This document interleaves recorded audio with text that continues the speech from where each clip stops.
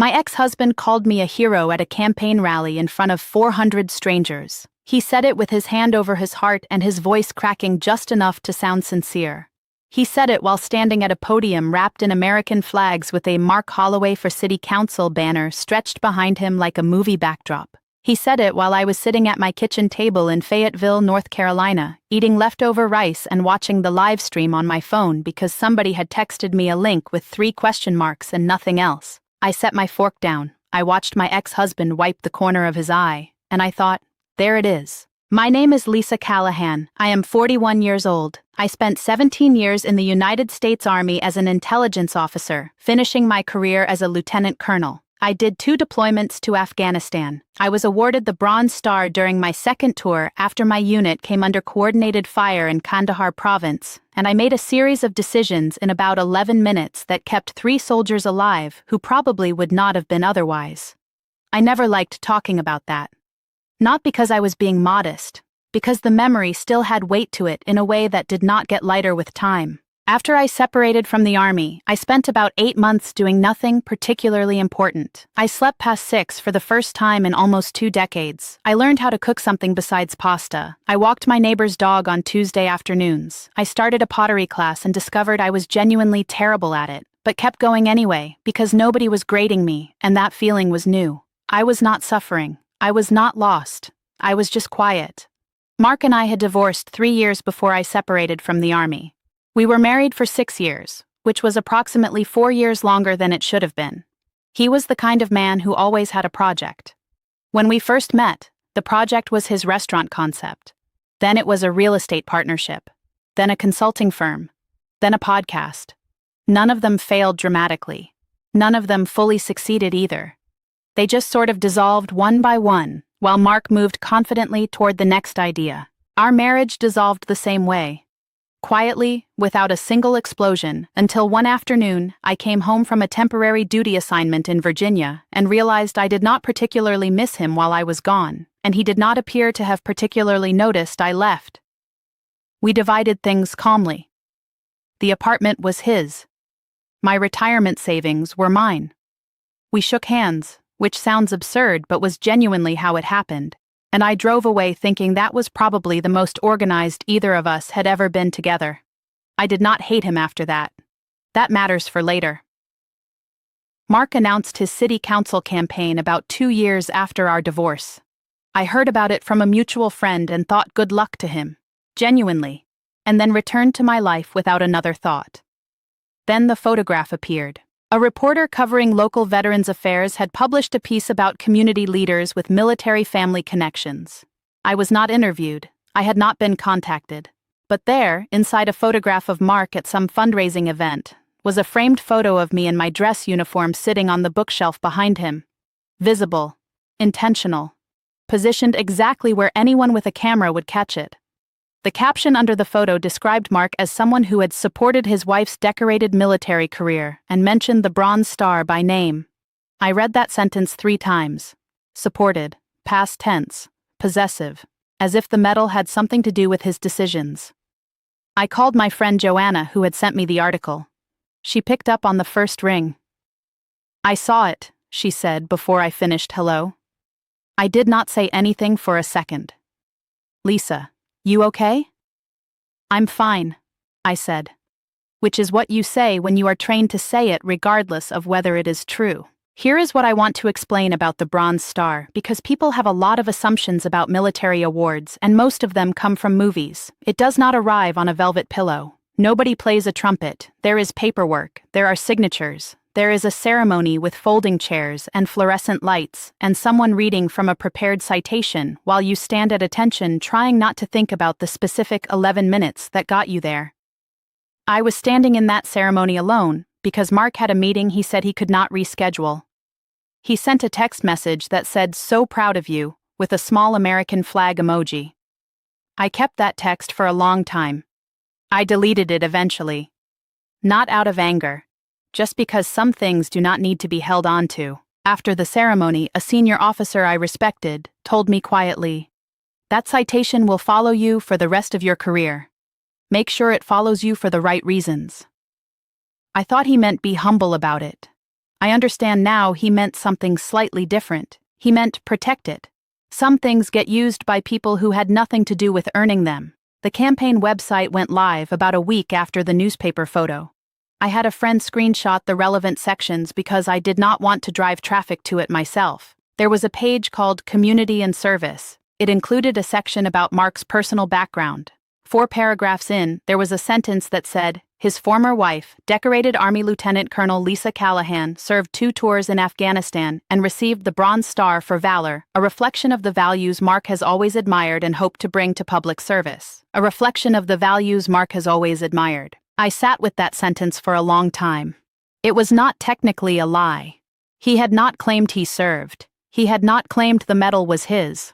But the construction of it, the placement, the casual insertion of my career into a paragraph about his character, was doing something very specific. It was borrowing. It was wearing something that did not belong to him and hoping nobody looked closely at the label. My sister called me that night. She is 8 years younger than me and has no patience for subtext. He is using you, she said. I know. So what are you going to do? I did not have an answer yet, but I was starting to think of one. The rally was the moment I understood the full picture. It was a Tuesday evening in late September. Mark was speaking at a community center in the suburb where he grew up. The live stream had about 300 viewers when it started. By the time he finished speaking, it had climbed to roughly 400, which for local city council politics was apparently considered significant. He talked about infrastructure. He talked about small business. He talked about public safety, normal things, reasonable things. Then he said he wanted to take a moment to acknowledge the people who had shaped his understanding of service and sacrifice. He said my name. He said it slowly, with weight, the way news anchors say names when something serious has happened. He said Lieutenant Colonel Lisa Callahan, Bronze Star recipient, 2 tours in Afghanistan, a woman whose courage had reminded him every day of what genuine commitment looked like. He paused. He looked at the audience. He said quietly, "She was the bravest person I have ever known. I just hope I can bring some of that bravery to this community." The audience applauded. I put my phone face down on the kitchen table. Outside my window, a neighbor was mowing his lawn in the dark, which seemed about right for how the evening felt. I want to be honest about what the next few days were like because I think people expect military women to respond to things quickly and decisively, and I did not do that. I sat with it. I went for long walks. I made too much coffee and drank most of it cold. I talked to Joanna, who was furious on my behalf. I talked to my sister, who was also furious on my behalf. I talked to my old battalion commander, Colonel Patricia Reyes, who listened to the whole story without interrupting and then said simply, "What do you want the outcome to be?" That question mattered, because there were a lot of directions I could take this. I could contact his campaign and ask them to remove the references. They would probably comply. They would certainly be polite about it. And nothing would really change because the audience had already heard the rally speech and the website had already been indexed by search engines and the photograph in the newspaper already existed. I could make noise publicly, call a reporter, post something, let the internet do what the internet does when it smells a story. That option was available. It was also the option that would cost me the most energy and give me the least control over what happened next. Or I could show up. Colonel Reyes and I had a second cup of coffee. She did not tell me what to do. She just kept asking what I wanted the outcome to be until I finally understood what my actual answer was. I wanted the truth to exist somewhere in public, not revenge, not his humiliation, just the accurate version of events, stated clearly, by me, in my own voice, somewhere that mattered. Mark had a campaign event scheduled at the Hartwell County Veterans Memorial on the second Saturday of October. It was a public ceremony honoring local veterans from several generations. He was scheduled to speak as a local candidate alongside 2 current elected officials. The event was open to the community. I was also invited, not by Mark, by the memorial's director, a retired Marine Sergeant Major named Carl Whitfield, who had reached out 3 weeks earlier to ask if I would be willing to say a few words about my service. He had found me through the Army Veterans Directory.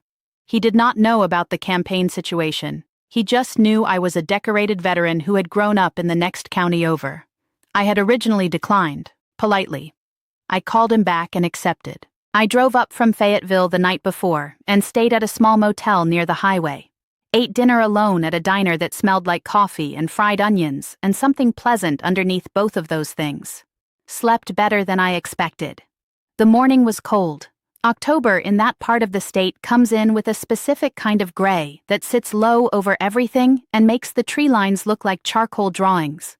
I sat in my rental car in the parking lot outside the memorial and drank bad vending machine coffee and read through the notes I had written the night before. I was not going to attack him. I want to be clear about that because I know how this kind of story can sound when it is reduced to its headline. Woman confronts ex-husband at public event. That was not what this was.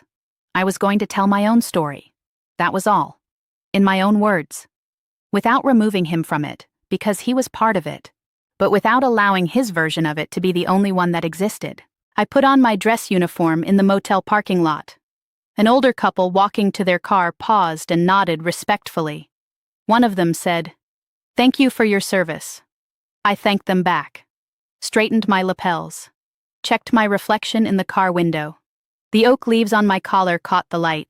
I picked up my folder and walked toward the memorial.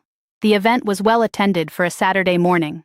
Folding chairs arranged in rows on the grass, maybe 200 people, several local news cameras positioned at the back. A row of flagpoles stood along the edge of the space, each one carrying a different branch flag, all of them moving in the slow cold wind. I saw Mark before he saw me. He was standing near the far edge of the speaking area talking to two people in suits. He was wearing a dark jacket and a flag pin, and he looked exactly like what he was, which was a local candidate trying to look like someone who belonged at a veterans event. When he finally looked up and saw me standing in full dress uniform, something crossed his face that I cannot fully describe. Not fear, exactly. More like the expression someone makes when they have been telling a story in public and the main character of that story has just walked in. He recovered quickly. He always did. He smiled and raised a hand in a small wave. I did not wave back. I found my seat. Carl Whitfield opened the ceremony with the kind of steady, unaffected dignity that only people who have actually served carry naturally. He thanked the families. He read several names. An honor guard presented colors. A young trumpeter played something that made an elderly man in the front row press his lips together and stare at the sky. The elected officials spoke first. Brief, respectful, appropriately humble. Then Mark. He stood at the podium and spoke for about 7 minutes. He talked about community. He talked about gratitude. He referenced a grandfather who served in Korea. He talked about what veterans represented to him as a leader. And then, predictably, he said my name again. He said it was an honor to be at an event that celebrated people like his former wife, Lieutenant Colonel Lisa Callahan, whose courage had shown him what real service looked like. I heard a few people near me shift in their seats. I kept my hands in my lap and my face still. When it was my turn, Carl introduced me fully. My rank, my unit history, my deployments, the Bronze Star, and what the citation said. My years of service. He read it from a prepared sheet, and he read it carefully. The audience listened. I walked to the podium. I set my folder down and looked out at the 200 people sitting in folding chairs in the October cold, and I thought about what Colonel Reyes had asked me. What do you want the outcome to be? I took a slow breath. I was given a Bronze Star, I said, on a Tuesday afternoon in 2012, in a ceremony room at Bagram Airfield that smelled like burnt coffee and industrial cleaner. There were about 60 people present. My commanding officer read the citation. The citation described 11 minutes of decision-making during a coordinated attack in Kandahar province. It described the specific actions I took. It described the 3 soldiers who went home to their families because of those actions. I paused. My then-husband was not there. He could not attend. Which is a fact, not a criticism. Military families make sacrifices that people outside that life do not always see clearly. Deployments, distance, missed events. Those costs are real and they matter. I looked at the audience directly. But I want to say something plainly, because I think plainness is a form of respect that veterans deserve. My service record belongs to me. The decisions I made in Kandahar belong to me. The Bronze Star belongs to me. It was not a reflection of anyone else's values. It was not evidence of anyone else's character. It was earned in 11 minutes by one person, in the dark, under fire, a long way from home. The grass rustled. Somewhere to my left, a flag moved in the wind. I am proud of those 11 minutes. I am proud of my 17 years. And I am here today because a man named Carl Whitfield asked me to speak about my own story, in my own voice. So that is what I have done. I closed my folder. Thank you for your service to your families, your communities, and this country, all of you. I stepped back from the podium. The applause started slowly and then grew. A woman in the third row was crying. The elderly man in the front row who had stared at the sky during the trumpet piece turned around and looked at me for a long moment, and then nodded once. I nodded back. I did not look at Mark during the applause. I was not interested in his face. I had spent enough time in my life monitoring other people's reactions to things that had nothing to do with them. After the formal ceremony ended, people moved toward the reception tables set up along the parking lot edge. Coffee, small pastries, conversation in small clusters. Several veterans came to speak with me directly. An older woman who had served as an army nurse in Vietnam held my hand for almost a full minute without saying anything. A young National Guard specialist in his 20s asked me careful questions about the officer candidate school application process. A grandfather in a VFW cap told me his granddaughter had just enlisted and asked if he should be worried. I told him the truth, which was that she would probably be fine and occasionally terrified and come out the other side of both things more capable than she had arrived. He seemed satisfied with that. Mark found me eventually near the edge of the parking lot when most of the other attendees had drifted toward their cars. He approached the way he always approached difficult conversations, which was with a certain relaxed confidence that was not quite real but was convincing enough if you did not know him well. "Lisa," he said. "Mark." He looked at his shoes briefly, then back up. "I didn't know you were going to be here." "I know. What you said up there." He paused.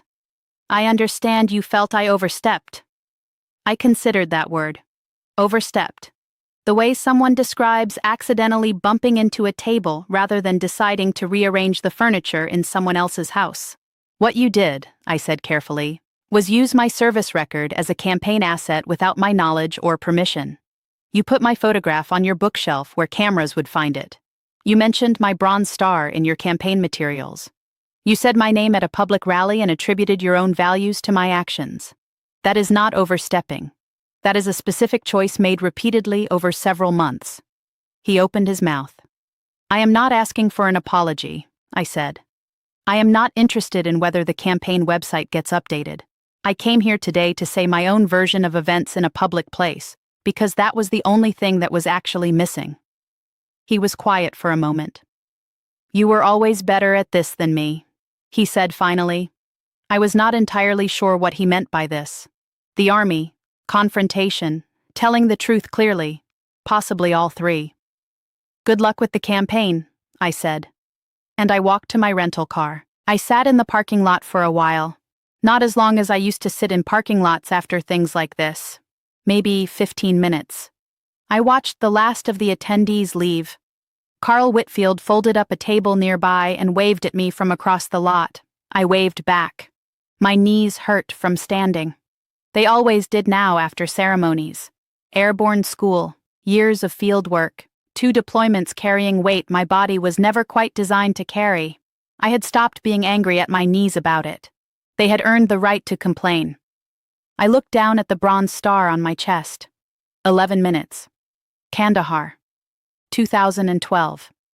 3 soldiers who went home. That was the whole story. It did not need decoration. It did not need to be borrowed. It had always been exactly enough. I drove back through the gray October morning feeling something I want to try to describe accurately because I think accuracy matters more here than drama. It was not triumph. It did not feel like winning. It did not feel like closure either, because I have never believed in closure, which always sounds like something you are supposed to achieve and then file away and never open again. What it felt like was alignment.